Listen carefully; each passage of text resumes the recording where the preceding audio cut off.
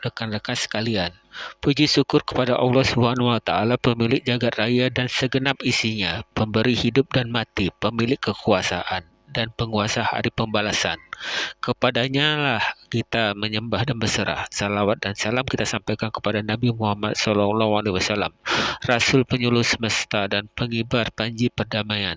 Selayaknya kita jadikan suri teladan untuk menyebut masa depan yang ridai ilahi Rabbi. Malam ini di bawah langit Nangro Aulia Aceh yang penuh sejarah dan berkah, kita memulai babak baru dalam perjalanan demokrasi Tanah Serambi Mekah dan debat calon gubernur dan wakil gubernur Aceh tahun 2024-2029 ini bukan sekedar formalitas, melainkan momen bertuah yang akan mengukir masa depan kita bersama.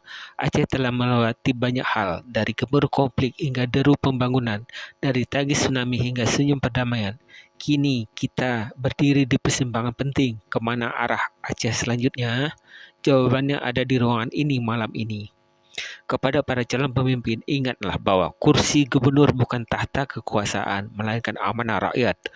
Tunjukkanlah kepada kami bukan hanya kepintaran berorasi, tapi ketulusan hati untuk mengabdi. Sentuh hati kami, rakyat yang rindu perbaikan, sehingga mandat kelayakan pemimpin Tanah Indatu, para ulama dan pejuang tercinta diberikan dengan cinta, dukungan, dan doa.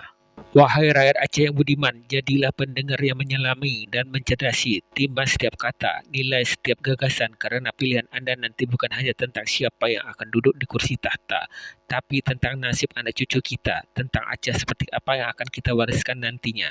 Semoga debat malam ini membuka mata, pikiran, juga hati kita, serta mendatangkan rahmat Allah SWT.